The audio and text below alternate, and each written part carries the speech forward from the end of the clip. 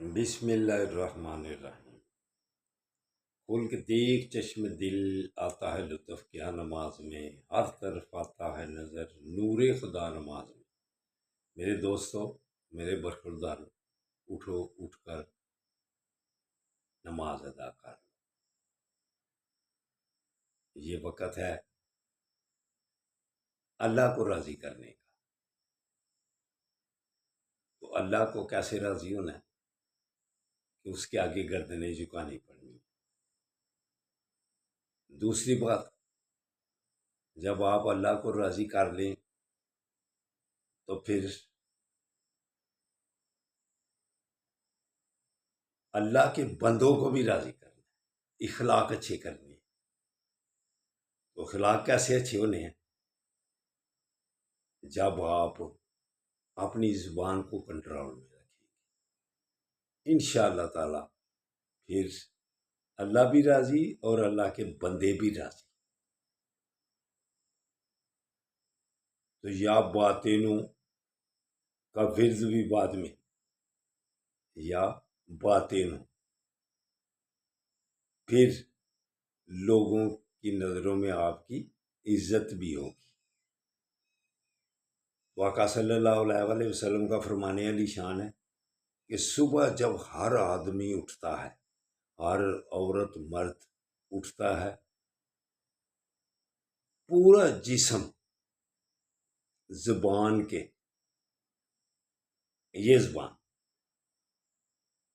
اس کے واسطے ڈالتا ہے، پورا جسم پاؤں سے لے کر سر تک۔ یہ آقا صلی اللہ علیہ وسلم کا فرمان علی شان ہے۔ اس زبان کو کہتے ہیں تجھے اللہ کا واسطہ سارا دن خاموش رہنا، کہیں ہمیں ہماری پٹائی نہ کرا دینا۔ تو حالانکہ پہلے دیکھو دانتوں کے بیچ میں اس کو کتنی حفاظت میں رکھا ہے، اوپر پھر اونٹوں کا گیٹ لگا ہوا ہے کہ یہ باتیں کم کرے، تو پورے جسم کو پٹائی سے بچا لے۔ لیکن یہ زبان قابو میں رہے گی تو آپ کی عزت ہوگی۔ اگر زبان قابو سے باہر ہو گئی تو پھر کیا لوگ آپ کی عزت کریں گے؟ اسی زبان سے اگر لوگوں کی آپ عزت کریں، السلام علیکہ، کیسے الفاظ ہیں یہ، کتنے پیار ہیں ان میں، کتنی محبت ہے ان میں۔ جب ہم ایک دوسرے سے السلام علیکم لیتے ہیں، السلام علیکم ورحمۃ اللہ وبرکاتہ، اس میں اپناہیت ہے، دعا ہے۔ دوسرا پھر کہتا ہے وعلیکم السلام ورحمۃ اللہ وبرکاتہ۔ تو اس لیے دوستو،